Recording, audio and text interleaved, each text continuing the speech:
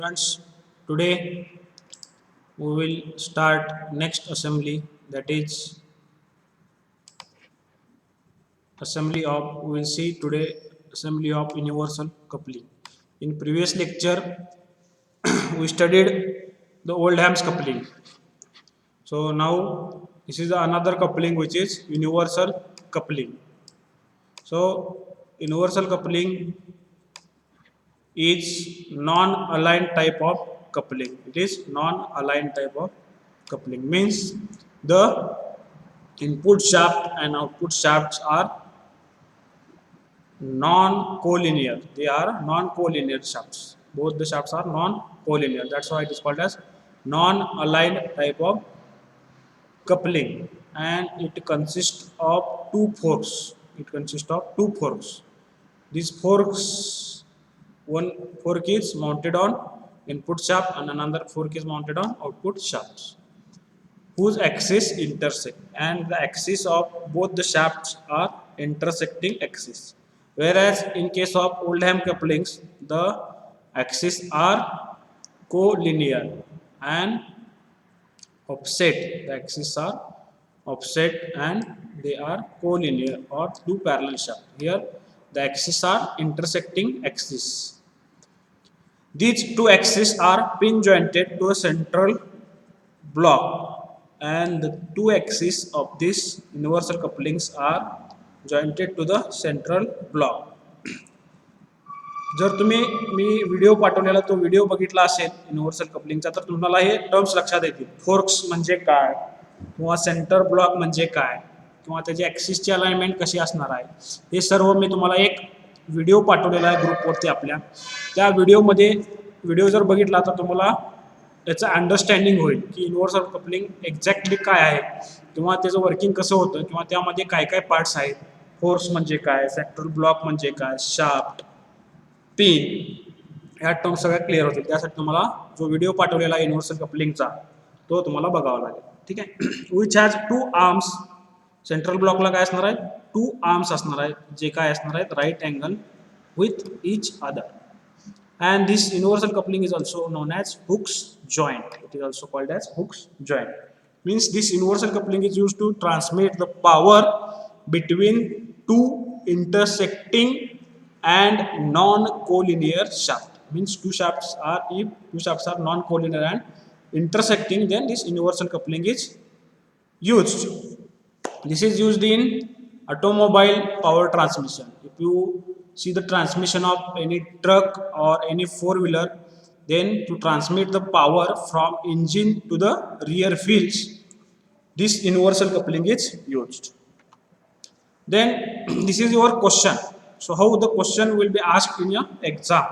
In exam, the details of this universal couplings are given, and the details of the universal coupling is given, and you have to assemble these all the parts and draw its front view and draw its draw its sectional front view and top view, and also prepare the part list. म्हणजे तुम्हाला part list बनवायची आहे, front view draw करायचा आहे, sectional front view आणि top view draw करायचा आहे, आणि पार्ट लिस्ट बनवायची आहे. आता यामध्ये टॉलरन्स चार्ट काय दिलेलं नाही, त्यामुळे तुम्हाला टाईप ऑफ फिट काढायची काय गरज नाही. पण टॉलरन्स चार्ट दिला असेल तर तुम्हाला टाईप ऑफ फिट काढावा लागतो, जसं की आपण ओल्डहॅम कपलिंगमध्ये बघितलेलं आहे. पण यामध्ये टॉलरन्स चार्ट दिलेला नाही. आता आपण वन बाय वन एक एक पार्ट्स बघूया. तर पार्ट्सची नावं काय काय आहेत, तर फर्स्ट पार्ट आहे fork. This is part number 1. The part name is fork and its material is CI, means cast iron, and quantity is 2 of. Why this quantity is 2? Because one fork is mounted on input shaft and another fork is mounted on output shaft.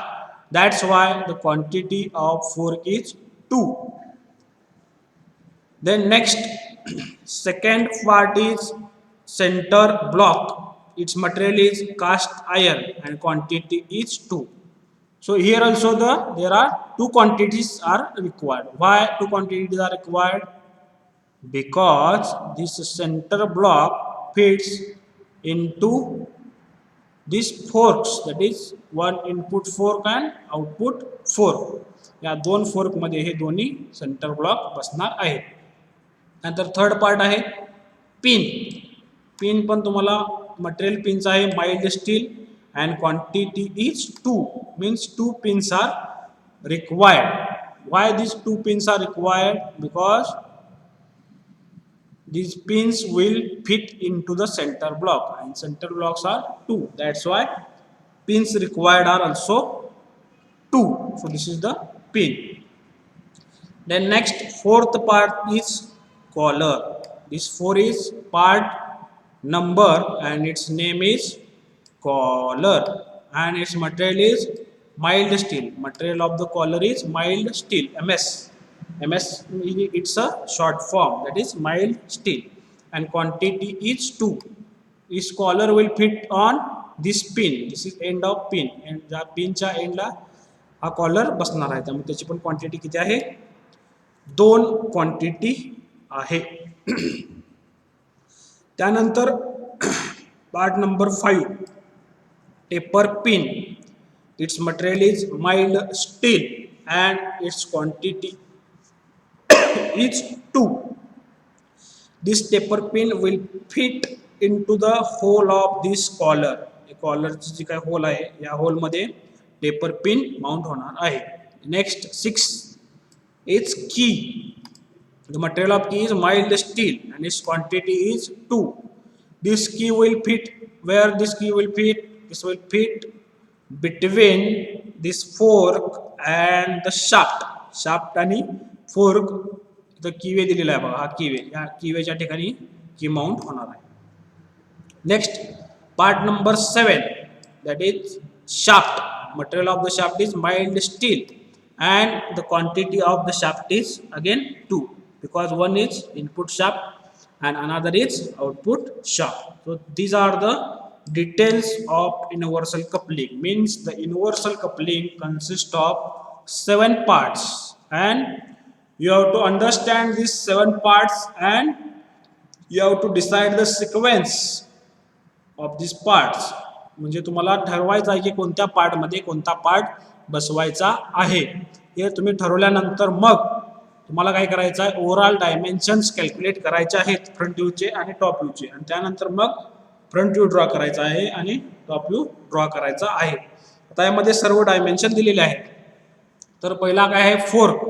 फोर्कचं dimension तुम्हाला दिलेलं आहे. Fork 106 आहे, A30 आणि A30 म्हणजे 166 फोर्कची total height आहे. आणि length किती असणार आहे फोर्कची, तर 56 + 30 + 44 आणि हे इथून इथे किती असणार आहे, तर याचा रेडियस दिलेला आहे 38 म्हणजे 38. तर 38 + 44 + 30 + 56 हे टोटल त्याची लेंथ असणार आहे. तर अशा पद्धतीने तुम्हाला हा फोर्क ड्रॉ करायचा आहे.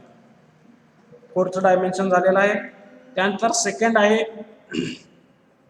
Centre block. सेंटर ब्लॉकची पण तुम्हाला हाईट दिलेली आहे बघा, 106 आहे, इथं 106 आहे म्हणजे एवढ्या पार्टमध्ये हा सेंटर ब्लॉक बसणार आहे. त्यानंतर त्याचा इनर डायमीटर दिलेला आहे 30 आणि हा पिनचा डायमीटर किती आहे 30 म्हणजे यामध्ये पिन बसणार. आता त्यानंतर तिसरा पार्ट आहे पिन. पिनचे डायमेन्शन दिलेले आहे तुम्हाला, लेंथ आणि त्याची विड्थ दिलेले आहे किंवा हाईट आणि विड्थ दिलेले आहे. Fourth part collar. कॉलरचे डायमेन्शन दिलेले आहे, त्याचा डायमीटर तुम्हाला दिलेला आहे, विड्थ दिलेली आहे. फिफ्थ पार्ट आहे टेपर पिन.